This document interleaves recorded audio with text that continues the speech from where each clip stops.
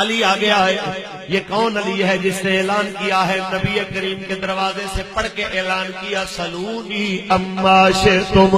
ارے لوگوں جو پوچھنا چاہتے ہو پوچھتے رہو، محمد کے مدرسے کا پڑھا ہوا تمہیں ہر سوال کا جواب دے. مجھے یہاں بات سے بات یاد آئی. جناب علی کے مبارک زمانے کے اندر میرے دوستو آتے ہیں کچھ لوگ وفادات آئے یہودیوں کا پتہ کرنے کے لیے، کیا پوچھنے کے لیے کہ علی ہم نے سنا ہے بڑے علم کا تو مالک ہے، سوچا تیرے علم کا امتحان لیا جائے گا، اگر تو نے جواب صحیح دے دیے تو ہم تیرے، اگر نہ جواب دے سکے تو تو ہمارا. آپ نے فرمایا پوچھو کیا پوچھنا چاہتے ہو. میں اس استاد کا پڑھا ہوا ہوں جس کے بارے میں اللہ نے فرمایا سنقرئک فلا تنسى. اے حبیب تجھے ایسا پڑھاؤں گا تو کبھی نہیں بھولے گا. نہ بھولنے والے استاد سے پڑھا ہوا ہوں، پوچھو تو صحیح.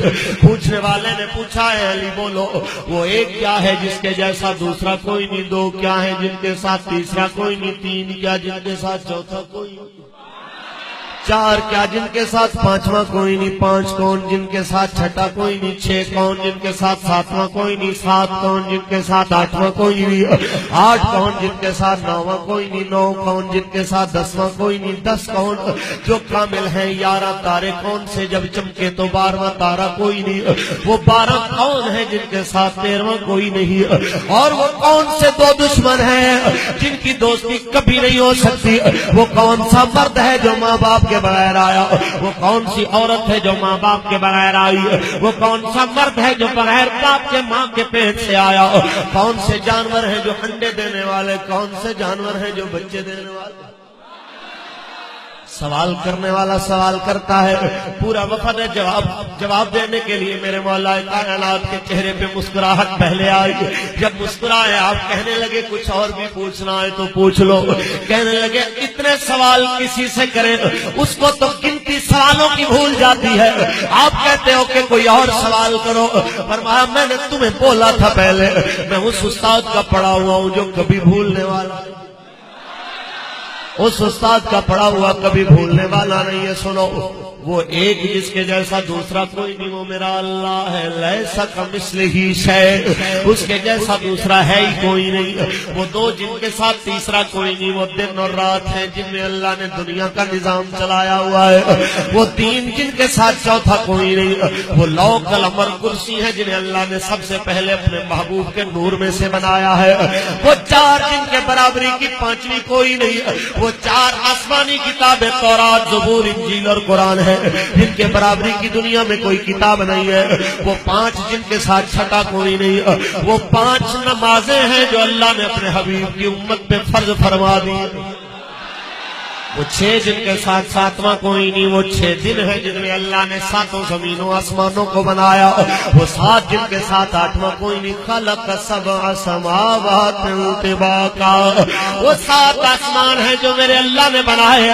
وہ 8 جن کے ساتھ 9واں کوئی نہیں.